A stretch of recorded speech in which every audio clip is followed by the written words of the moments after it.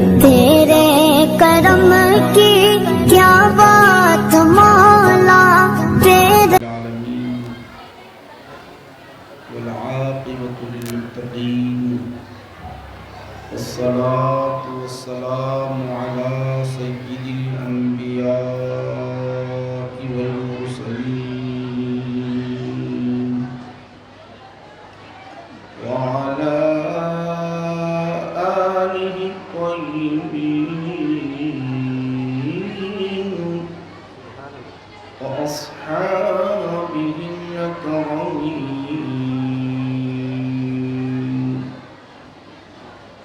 وأوليائه الكاملين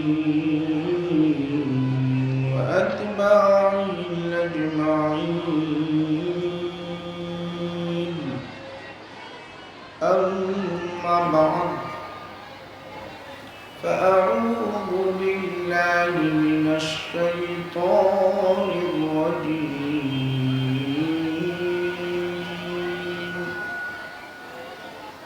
بسم الله الرحمن الرحيم.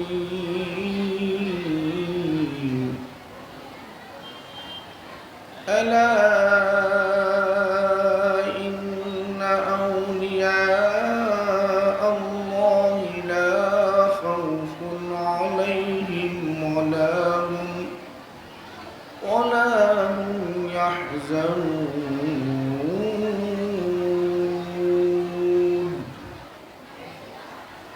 صدق الله مولانا العظيم.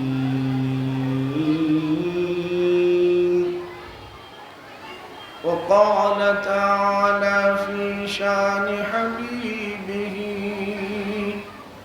إن الله وملائكته يصلون على النبي يا أيها الذين آمنوا صلوا عليه وسلموا تسليما. اللهم صل على سيدنا محمد وعلى آله وصحبه أفضل صلواتك وعدد معلوماتك وبارك وسلم. شہنشین پر تشریف فرما مشائخین اعظام، علماء کرام، بزرگان ملت،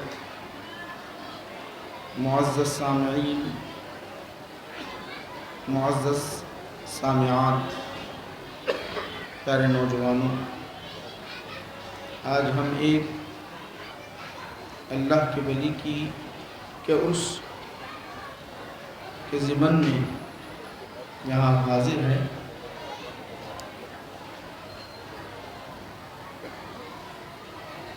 انشاءاللہ العزیز میں نے جو آیت کریمہ تلاوت کی ہے اس کے تحت چند باتیں پیش کرنے کی سعادت حاصل کروں گا. سب سے پہلے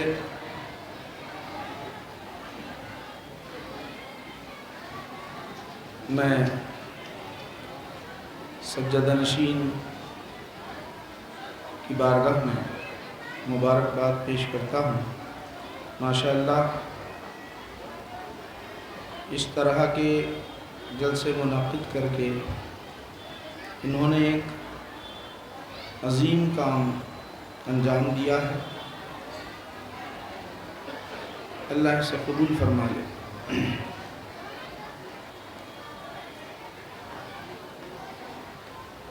بزرگان ملت، بلا تمہید میں عرض کروں کہ اللہ سبحانہ و تعالیٰ اس آیت کریمہ میں اولیاء کی شان بیان کیا، ان کی عظمت بیان کی، ان کا مقام و مرتبہ بیان کیا.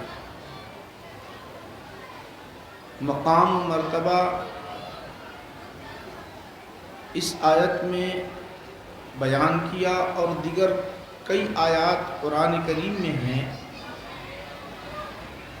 جس سے اولیاء کی عظمت و مقام و مرتبہ ظاہر ہوتا ہے۔ یہاں پر جو بیان کیا اللہ سبحانہ و تعالیٰ نے وہ یہ ہے کہ اللہ کے ولی ہیں، ان کے لیے نہ خوف ہے نہ حزن ہے، نہ وہ رنجیدہ ہوتے ہیں نہ وہ ڈرتے ہیں۔ دنیا میں بھی ان کا یہی حال ہے اور آخرت میں بھی یہی حال ہے۔ دنیا کا بھی یہی حال اور آخرت کا معاملہ بھی یہی حال۔ دوسری آیت کریمہ میں رب تبارک و تعالی ارشاد فرماتا ہے، نحن اولیاؤکم فی الحیات الدنیا و فی الآخرہ، ہم تمہارے دوست ہیں دنیا میں بھی آخرت میں بھی۔ دنیا کا بھی ذکر کیا اور آخرت کا بھی ذکر کیا۔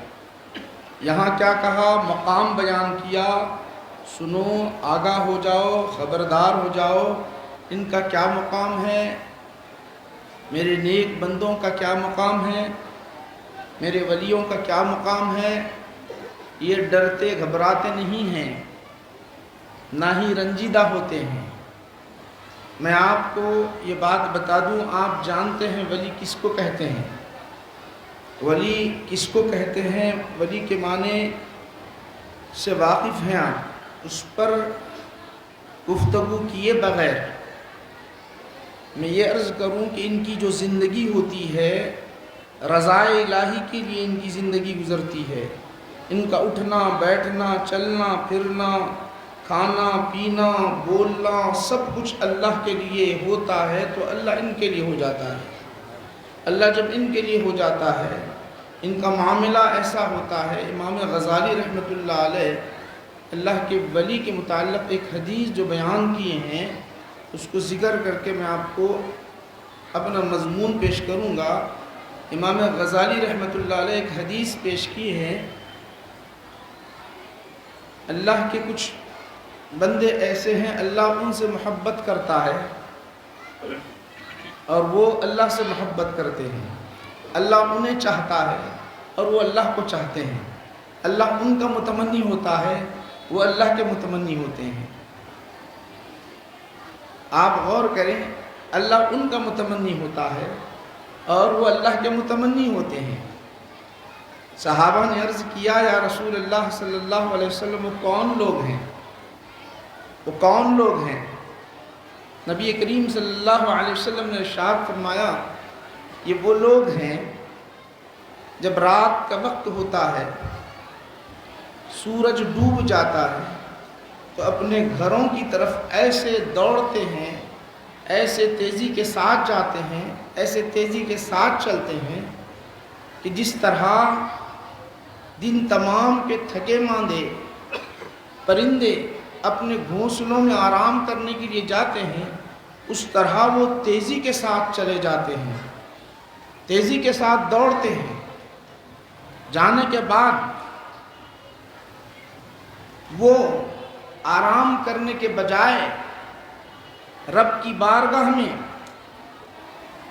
عبادت کرتے ہیں، قیام کی حالت میں اللہ کو یاد کرتے ہیں، رکوع کی حالت میں اللہ کو یاد کرتے ہیں، سجدے کی حالت میں اللہ کو یاد کرتے ہیں۔ ساری رات اس طرح بیتنے لگتی ہے، ساری رات عبادت میں گزرتی ہے۔ جب ساری رات عبادت میں گزرتی ہے تو اللہ یہ عبادت کا صلہ انہیں عطا کرتا ہے، ایسا صلہ انہیں عطا کرتا ہے کہ ان کے قلب کے اندر نور ڈالتا ہے۔ نور جب ڈال دیتا ہے، نور ان کے قلب میں چھا جاتا ہے، عبادت میں لذت بڑھتی ہے، حلاوت بڑھتی ہے اور اشتیاق جب بڑھتا ہے۔ ساری رات جب عبادت کرتے ہیں، ساری رات جب بیت جاتی ہے، جب صبح سویرا ہوتا ہے، رب تبارک و تعالیٰ اس عبادت کا انہیں وہ بدلہ عطا کرتا ہے، ساری کائنات کو ایک پلے میں رکھ دیا جائے جو ایک رات انہوں نے جو عبادت کی ہے دوسرے پلے میں رکھ دیا جائے تو پلہ بھاری ہو جاتا ہے، جو ایک رات کی عبادت کا پلہ ہوتا ہے وہ بھاری بن جاتا ہے۔ ساری کائنات کا وزن ہلکا ہوتا ہے، صرف ایک رات کا وزن اتنا ہوتا ہے کہ کائنات کا وزن ہیچ اس کے سامنے وہ مقام انہیں ملتا ہے۔ ایک دن کا بدلہ یہ ہے تو ساری حیات، ان کا اٹھنا، ان کا بیٹھنا، ان کا چلنا، ان کا بولنا، ان کا کھانا، ان کا پینا، ان کا لیٹنا کیا ہوتا ہے؟ صرف اللہ کے لیے ہوتا ہے۔ اللہ اپنے بالکل قریب کرتا ہے تو کہتا ہے اے اولیاء سن لو، اب میں تمہارا مقام بیان کرتا ہوں۔ لا خوف علیہم ولا هم یحزنون، نہ انہیں کوئی ڈر ہے، نہ یہ رنجیدہ ہوتے ہیں، نہ دنیا میں رنجیدہ ہوتے ہیں، نہ آخرت میں رنجیدہ ہوں گے۔ اب ذرا یہاں سمجھنے کی بات ہے، ڈر صرف اللہ سے ڈرتے ہیں، کائنات سے کسی شے سے ڈرتے نہیں۔ خوف انہیں کسی کا ہوتا ہی نہیں، نہ دولت جانے کا خوف ہوتا ہے، نہ کسی کی جان تلف ہونے کا خوف ہوتا ہے، نہ اپنی جان تلف ہونے کا خوف ہوتا ہے۔ خوف ہوتا ہے تو رب کا خوف ہوتا ہے، اللہ کا خوف ہوتا ہے۔ اللہ کہتا ہے اب جب تم مجھ سے اتنا ڈرتے ہو تو اب کائنات کی کوئی شے سے آپ کو ڈرنے کی ضرورت ہی نہیں ہے، کائنات کی کوئی شے سے ڈرنے کی ضرورت نہیں ہے۔ وہ نعمت انہیں جب عطا کرتا ہے۔ یہاں سن لیجئے، خوف اور حزن میں تھوڑا سا فرق ہے، خوف اور حزن میں تھوڑا سا فرق ہے، اس کو سمجھیں۔ انشاءاللہ مختصر چند باتیں آپ حضرات کے سامنے پیش کر کے اپنی بات کو ختم کرنے کی طرف آؤں گا انشاءاللہ العزیز۔ خوف اور حزن میں، خوف کہتے اس کو ہے معلوم، جو آدمی اپنے لیے ڈرتا ہے اس کو خوف کہتے ہیں۔ حزن کس کو کہتے ہیں؟ جو دوسروں کے لیے ڈرنے لگ جائے، حزن کہتے ہیں دوسروں کے لیے ڈرے۔ اپنے لیے جو ڈرتا ہے اللہ سے اسے خوف، اپنے لیے جو دوسروں کے لیے ڈرتا ہے اسے حزن کہتے ہیں۔ اور ایک دوسرے کے معنی میں بھی استعمال ہوتے ہیں، کہیں خوف کے معنی میں حزن، حزن کے معنی میں خوف، یہ دونوں معنی استعمال ہوتے ہیں، خوف کے معنی اور حزن کے معنی میں ایک دوسرے کے لیے۔ اب جیسا کہ آپ کو میں سمجھانے کے لیے عرض کروں کہ خوف، اگر آپ کے سامنے کوئی تلوار لے کر آ کر کھڑا ہو جائے، تلوار لے کر کھڑا ہو جائے تو آپ کو خوف ہوگا، اپنی جان کا خوف ہوگا، ڈر ہوگا آپ کو، اپنی جان کا ڈر ہوگا آپ کو، ڈرنے لگ جائیں گے، آپ گھبرائیں گے کہ مجھے مار دے گا، اسے خوف کہتے ہیں۔ اور حزن کسے کہتے ہیں؟ آپ کا ننھا سا بچہ ہے، چھوٹا سا بچہ ہے، آپ نے کہیں بلڈنگ پر کھڑا ہوا دیکھا، بالکل بالکنی کے قریب ہے، گرنے کے قریب ہے۔ بچے سے تو آپ محبت کرتے ہیں، بچے سے محبت کرتے ہیں، گرنے کے قریب ہے تو آپ دیکھ رہے ہیں اب گرنے والا ہے، تو آپ کے دل میں ڈر پیدا ہوتا ہے، آپ کے دل میں ڈر، آپ اپنے لیے نہیں ڈر رہے ہیں، اس بچے کے لیے ڈر رہے ہیں، وہ گرنے والے بچے کے لیے ڈر رہے ہیں، تو اسے کہتے ہیں حزن، اسے کہتے ہیں حزن۔ اور اپنے لیے جو ڈرتا ہے اسے کہتے ہیں خوف۔ اب جب یہ بات آپ کو جب ذہن میں آ گئی تو سن لو، آپ کو میں بتانا چاہتا ہوں، یہ اللہ والوں کی زندگی اپنے لیے نہیں ہوتی، ان کی ابدی حیات اپنے لیے نہیں ہوتی، اپنے لیے نہیں ہوتی، اپنے چاہنے والوں کے لیے ہوتی ہے۔ ان کا جو خوف ہوتا ہے اللہ نکال دیتا ہے، ان کا حزن ہوتا ہے اللہ نکال دیتا ہے۔ تو اب یہاں پر آپ کو بتانا چاہتا ہوں، یہ اپنے لیے دنیا میں کسی سے ڈرتے اور گھبراتے نہیں، رب سے ڈرتے ہیں، رب کا خوف ہوتا ہے۔ تو اب کہتا رب ہے اے بندے، جب تو جو بولنا چاہتا ہے بول، عرض کرنا چاہتا ہے عرض کر، میں تجھے دے دوں گا۔ نہ ڈرنے کی ضرورت ہے، نہ خوف کرنے کی ضرورت ہے، نہ حزن کرنے کی ضرورت ہے۔ اپنے لیے مانگنا چاہتا ہے تو تیری جھولیاں بھر دوں گا، دوسرے کے لیے مانگنا چاہتا ہے تو تیری جھولیاں بھر دوں گا۔ وہاں لب ہلانے کے لیے نہ خوف کرنے کی ضرورت ہے، نہ وہاں کچھ بولنے کی ضرورت ہے۔ تو جب لب ہلا لے میں تجھے عطا کر لوں گا، میں تجھے عطا کر دوں گا۔ ہمارے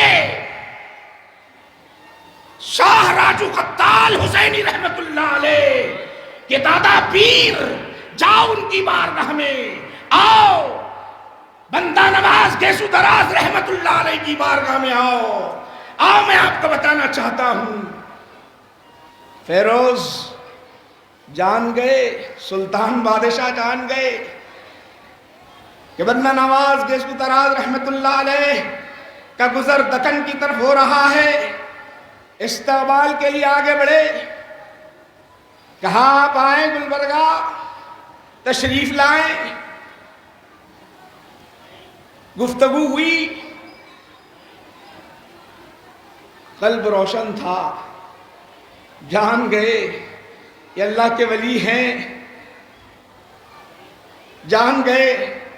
فوراً سلطان فیروز سے فرمانے لگے، آپ ہمیں روک تو رہے ہیں، آپ ہمیں روک تو رہے ہیں، ہم آپ کو دیکھ رہے ہیں کہ تھوڑے ہی عرصے میں دنیا سے چلے جانے والے ہیں، پھر ہم رک کر کیا کریں، پھر ہم رک کر کیا کریں، میزبان ہی نہیں ہیں، مہمان کی کیسے ضیافت ہوگی۔ وہ بھی بڑے عاشق تھے، وہ جانتے تھے اولیاء کا مقام، اللہ نے جو بیان کیا، اللہ نے جو ذکر کیا وہ جانتے تھے۔ انہوں نے کہا، عرض کیا، حضور والا اللہ نے آپ کو وہ مقام عطا کیا ہے، ذرا اپنے رب کو منا لو، اپنے رب کو منا لو، یہ بندے کی عمر بھی بڑھا دو، بندے کی عمر بھی بڑھا دو۔ اب وہاں بندہ گیسو دراز رحمت اللہ علیہ، بندے گیسو دراز رحمت اللہ علیہ کا کیا معاملہ ہے؟ انہوں نے کہا کہ کوئی بات نہیں، اب ذرا میں رب نے جو اعلان کیا ہے، اب میں اپنے چاہنے والوں کے لیے عرض کرتا ہوں، اپنے چاہنے والوں کے لیے اللہ کی بارگاہ میں عرض کرتا ہوں، آج کی شب مجھے دے دو، آج کی رات مجھے دے دو، آج کی رات رب کو مناتا ہوں۔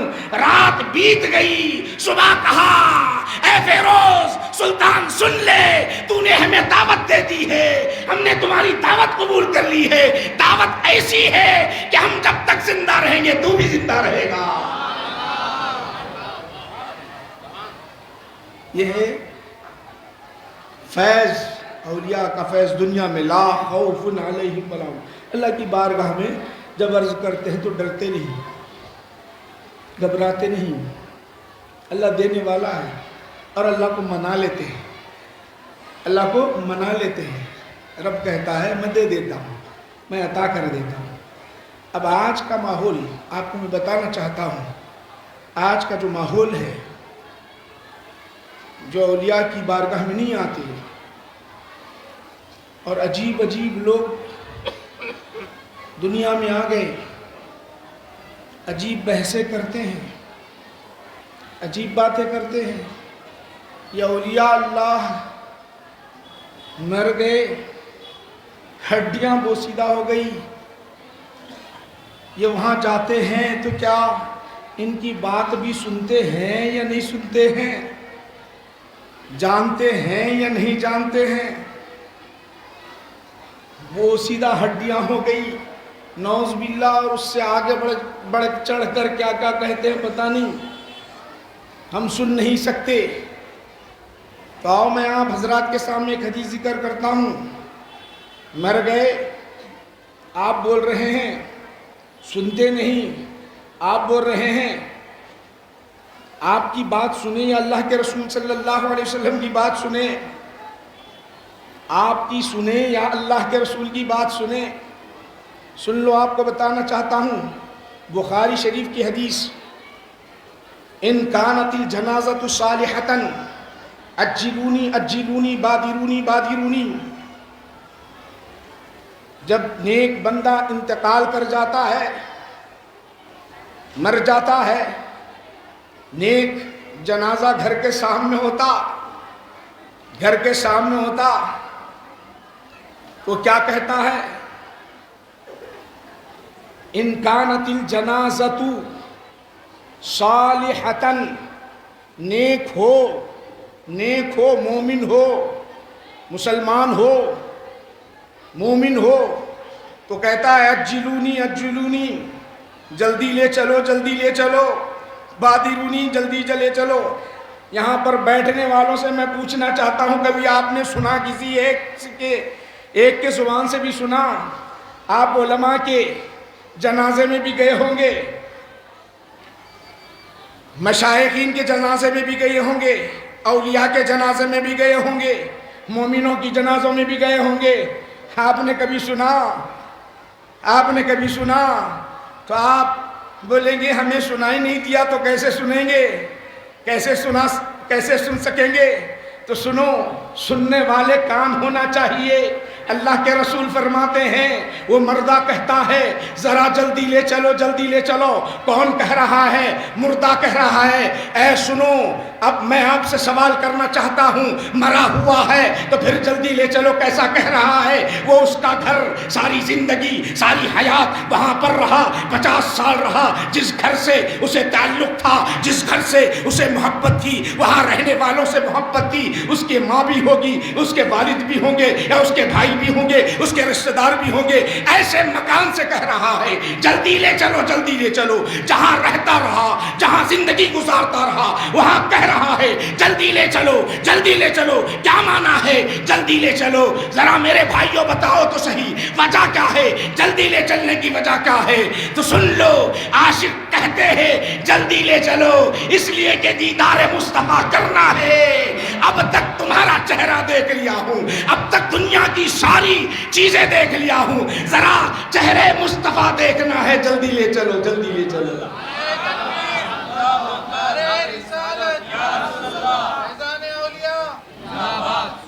بولتا نہیں، سمجھتا ہے، جانتا ہے، عشق کا اعلان کرتا ہے، عشق نبوی ہونے کا اعلان کرتا ہے۔ جنازہ گھر میں ہوتا ہے، جنازہ گھر میں ہوتا ہے تو اعلان کرتا ہے ذرا چہرے مصطفیٰ دیکھنا ہے مجھے، ذرا جلدی لے چلو جلدی لے چلو جلدی لے چلو۔ مرا ہے تو بولا کیسے؟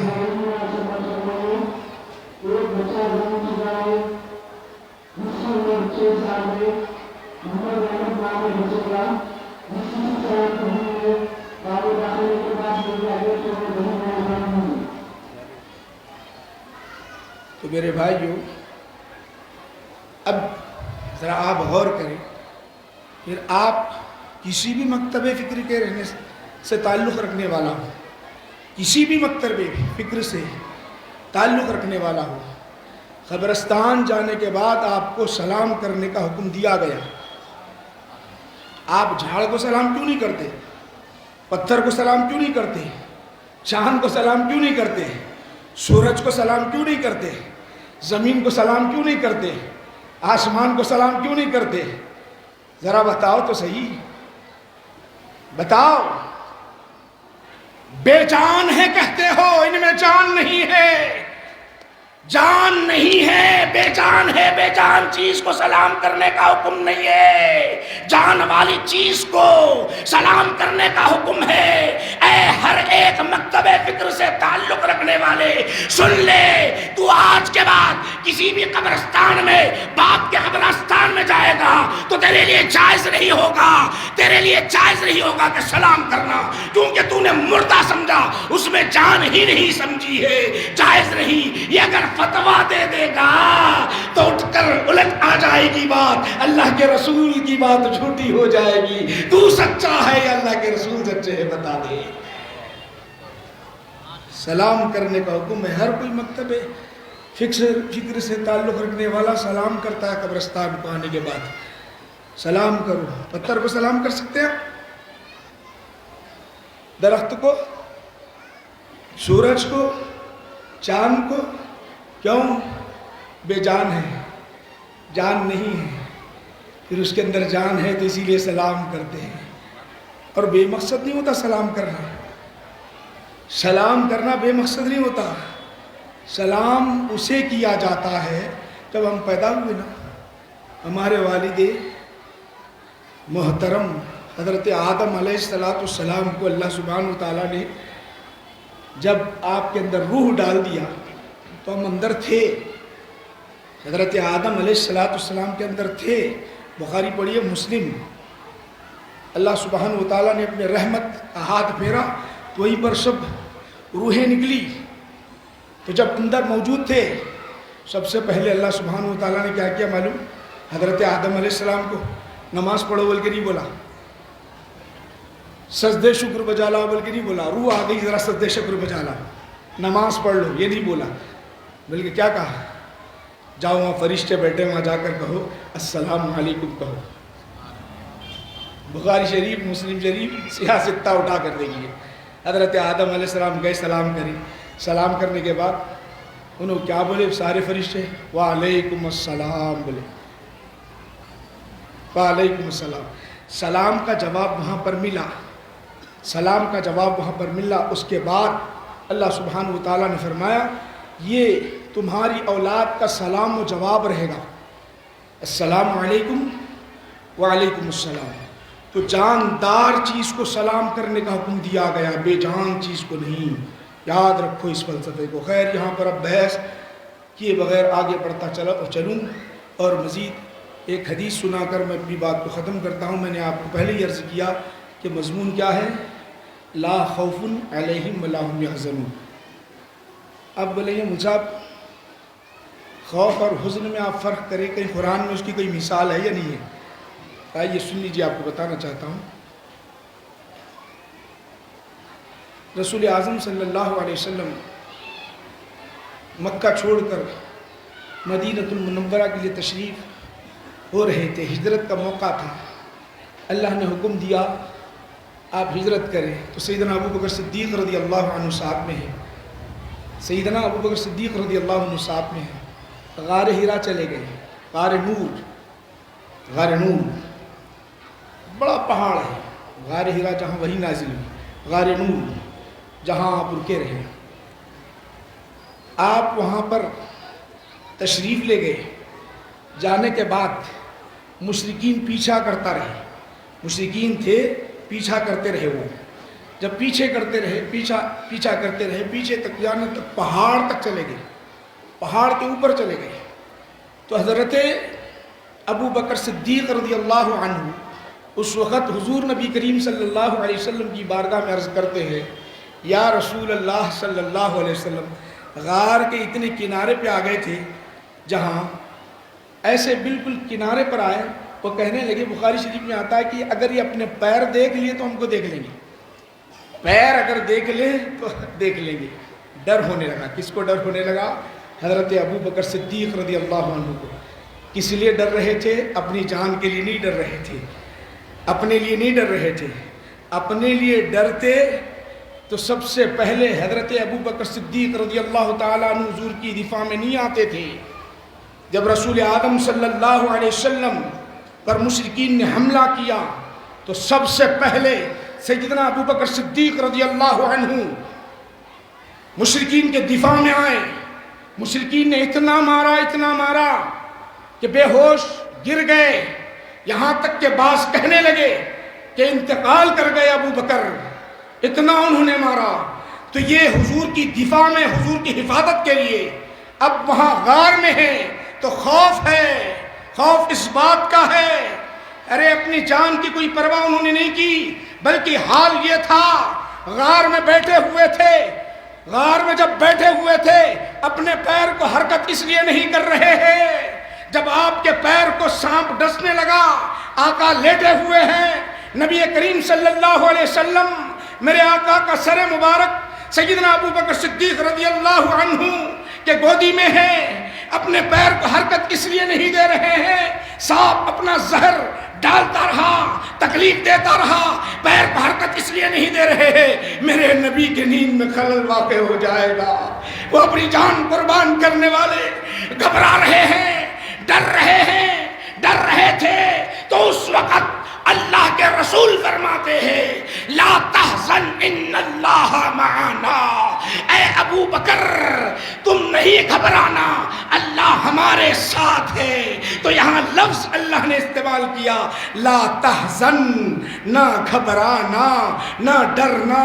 اس وقت ابو بکر اپنے لیے نہیں ڈر رہے تھے، کس کے لیے ڈر رہے تھے؟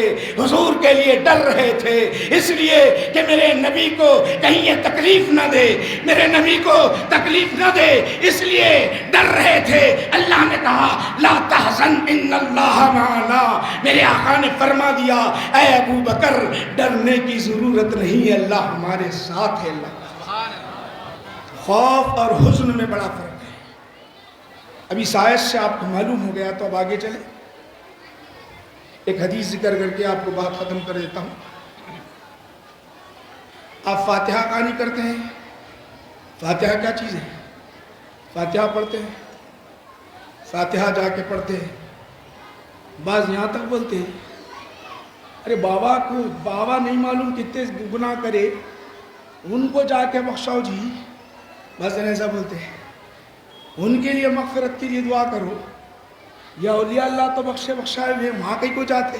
اصل روکنے کے کام ہیں ان کے. اولیاء اللہ کے مزارات پر آنے سے روکنے کے کام آئے. ارے اہل سنت والجماعت کا ہر فرد والد کے بھی مزار پہ جاتا ہے، اولیاء کے مزار پہ بھی جاتا ہے. میرے نبی جو فرمائے کنت نہیتکم عن زیارت القبور فزورها، میں نے تمہیں منع کیا تھا زیارت قبور سے، اب تم زیارت کرتے رہو. اہل سنت والجماعت کا ہر فرد اپنے والد، اپنے خاندان، بلکہ اہل سنت والجماعت نے ایک طریقہ بنا لیا ہے. فجر میں، عصر میں فاتحہ کا قانون بنا دیا. باپ کے نام پر بھی فاتحہ پڑھتا ہے، خاندان کے نام پر بھی فاتحہ پڑھتا ہے، اولیاء کا نام بھی لیتا ہے. ہمارے پاس فاتحہ ہوتے ہیں، سب کے لیے سال ثواب کا اہتمام ہمارے پاس کیا جاتا ہے صبح و شام. صبح و شام فاتحہ کیا چیز ہے؟ ان کے لیے یاد رکھو، ان کے لیے کیا ہوتا ہے؟ ان کی مغفرت ہوتی ہے. اولیاء اللہ کے پاس، اولیاء اللہ کے پاس ارے پہلے سے بخشے ہوئے ہم، وہاں جا کے کیا کرتے؟ فاتحہ دیے. یہ سوال پیدا ہوتا نا بھائی، سوال پیدا ہوتا. تو سن لیجئے، یہ ہمارا تحفہ پیش کرنا ہے. یہ ہم ان کو تحفہ پیش کر رہے ہیں. جب وہ جنت کے اعلیٰ مقام میں ہیں، جب وہ جنت کے اعلیٰ مقام میں ہیں، یہ اپنی جگہ صحیح ہے. ہم تحفہ پیش کر رہے ہیں تو تحفہ دینے کے بعد وہ ہمارے لیے بہتر تحفہ عطا کریں گے. ہم کو بہتر تحفہ ہمیں عطا کرتے ہیں. وہ بے حس شخص ہوتا تحفہ لے کے بیٹھ جاتا، بے حس شخص تحفہ لے کے یاد جسے رہتا رہے بھائی میرے شادی میں، بچے کے شادی میں تحفہ دیا تھا، مجھے بھی دینا ہے. بلکہ یہ اولیاء ہوتے ہیں، ایک مرتبہ تم جب فاتحہ پڑھتے ہو تو انہیں یاد رہتا ہے. وہ تحفہ دنیا میں بھی عطا کرتے ہیں، وہ آخرت میں بھی عطا کرتے ہیں، وہ تحفہ بہتر صلے میں عطا کرتے ہیں.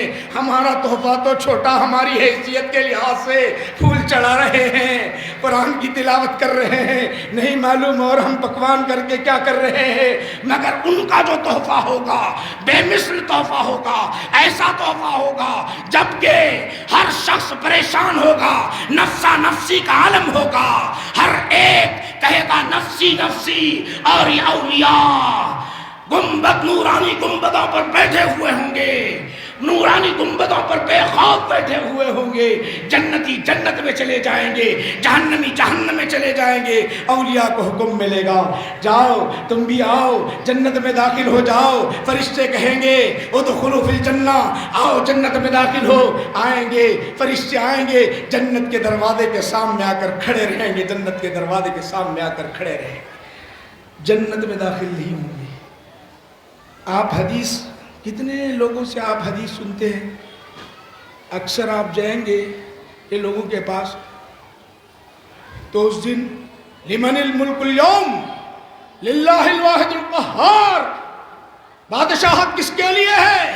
اللہ کے لیے. ہم بھی جانتے ہیں، ہم بھی جانتے ہیں. شفاعت بھی دیا نہیں، اللہ نے شفاعت بھی دیا نہیں. سب گھبرا رہے ہوں گے، ڈر رہے ہوں گے. اولیاء بے خوف ہوں گے، انبیاء بے خوف ہوں گے، انبیاء بے خوف ہوں گے، رسولان اعظام بے خوف ہوں گے. وہ شفاعت کی حدیث اپنی جگہ، نفسی نفسی کہنے والے وہ اپنی جگہ صحیح ہے، وہ بھی حدیث صحیح ہے. آؤ میں آپ دوسری حدیث آپ کو سنانا چاہتا ہوں. جب انہیں جنت میں جانے کے لیے کہا جائے گا ادخلوا فی الجنہ، داخل ہو جاؤ جنت میں، اے اللہ کے نیک بندو تمہارے لیے انتظار کیا گیا ہے، تمہارے لیے دروازے کھول دیے گئے ہیں، آؤ جنت میں داخل ہو جاؤ۔ جنت میں داخل نہیں ہوں گے، جنت میں داخل نہیں ہوں گے، دروازے کے پاس آ کر کھڑے ہوں گے۔ اللہ کہے گا کیوں رکے ہو؟ یہ بولیں گے مولا تو نے وعدہ کیا تھا وہ وعدہ پورا کر لے، تو نے وعدہ کیا تھا وہ وعدہ پورا کر لے۔ رب جانتا ہے میں نے کیا وعدہ کیا تھا، میں نے کیا وعدہ کیا تھا۔ وہ کہیں گے مولا ہم تو جنت میں جا رہے ہیں، ہم تو جنت میں جا رہے ہیں، تو ہمیں جنت میں ڈال دیا، مگر ہمارے کچھ بھائی ایسے ہیں اپنی گناہوں کی کوتاہیوں کی غفلت کی وجہ سے جہنم میں جل رہے ہیں، مولا کریم انہیں ہم جنت میں لے جانا چاہتے ہیں، ہم انہیں جنت میں لے جانا چاہتے ہیں۔ بخاری شریف اٹھا کر دیکھ لو، وَهُمْ يُصَلُّونَ مَعَنَا وَيُؤْتُونَ الزَّكَاةَ مَعَنَا وَيَحُجُّونَ مَعَنَا، وہ ہمارے ساتھ آتے تھے، نمازیں بھی پڑھتے تھے، روزے بھی رکھتے تھے، حج بھی کیا کرتے تھے، ہماری سنت اختیار کرتے تھے، ذرا کوتاہی انہوں نے کی ہے، ذرا غفلت کی ہے، مولا چل رہے ہیں، ہم ان کے اپنے ساتھ لے جانا چاہتے ہیں، ہم اپنے ساتھ لے جانا چاہتے ہیں۔ کیوں کہیں گے؟ یہ اس لیے کہیں گے مولا کا وعدہ ہے، اللہ نے کہا تھا لا خوف علیہم ولا ہم یحزنون۔ یہ اللہ کے ولی نہ انہیں ڈر ہے نہ رنجیدہ ہوتے ہیں، وہ جانتے ہیں کہ میں جس کی سفارش کروں گا اللہ ناراض نہیں ہوگا، اللہ غضبناک نہیں ہوگا، بلکہ اللہ مجھے عطا کرے گا۔ وہاں سفارش کریں گے، اللہ کہے گا جن کی طرف اشارہ کرتے ہو اسے جہنم سے نکال دوں گا، جنت میں داخل کر دوں گا۔ تو انہیں جہنم سے نکالا جائے گا، آب حیات سے نہلایا جائے گا، پھر جنت میں داخل کر دیا جائے گا۔ تو میرے بھائیوں ماشاءاللہ آپ بڑے خوش نصیب ہیں، بہت خوش نصیب ہیں، اولیاء اللہ کی بارگاہ سے آپ وابستہ ہیں۔ بہت سارے حضرات یہاں پر موجود ہیں اور اکثر ہفتے میں، 2 ہفتے میں، مہینے میں شاہ راجو خطال رحمت اللہ علیہ کی بارگاہ میں حاضر ہوتے ہیں۔ کیا چیز آپ کو کھینچ کر لاتی ہے؟ کون سی چیز آپ کو کھینچ کر لاتی ہے؟ یہ اللہ کے ولیوں کی محبت آپ کو کھینچ کر لاتی ہے، یہ ولی کی محبت کھینچ کر لے آ رہی ہے۔ حدیث میں آتا ہے کہ آقا نے فرما دیا، میرے نبی نے فرمایا جو دنیا میں جس سے محبت کرتا ہے وہ جنت میں اس کے ساتھ رہے گا، وہ جنت میں اس کے ساتھ رہے گا۔ اس کے اعمال نہیں دیکھوں گا میں، انبار نہیں دیکھوں گا اعمال کی، اس کے محبت کو دیکھوں گا۔ تو کس سے محبت کیا کرتا تھا؟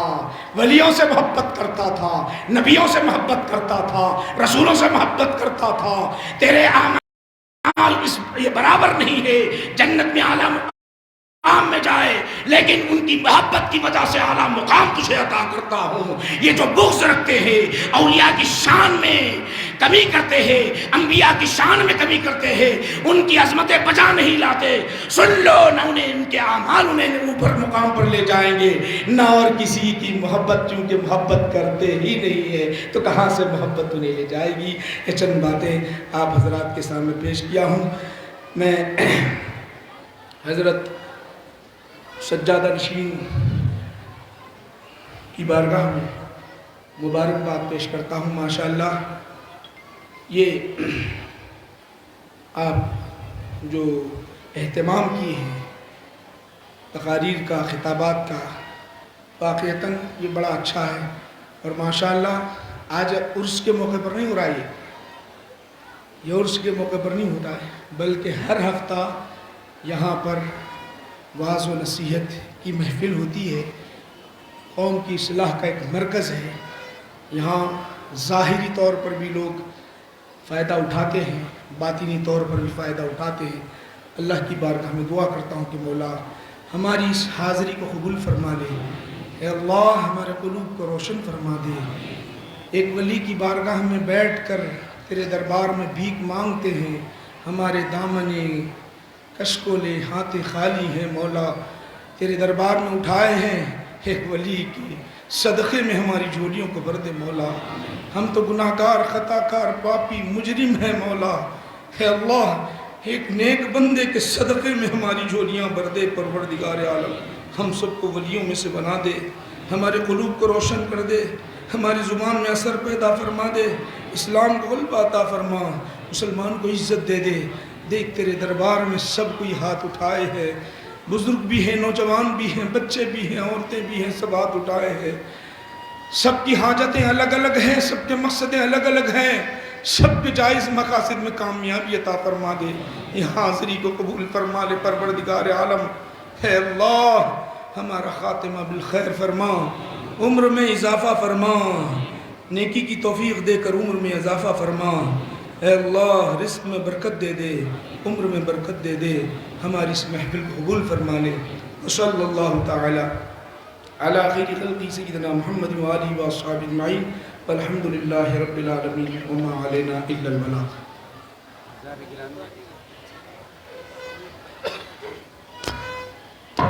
بلا تاخیر نعتیہ و منقبتی مشاعرے کا آغاز کیا جاتا ہے. میں متمدن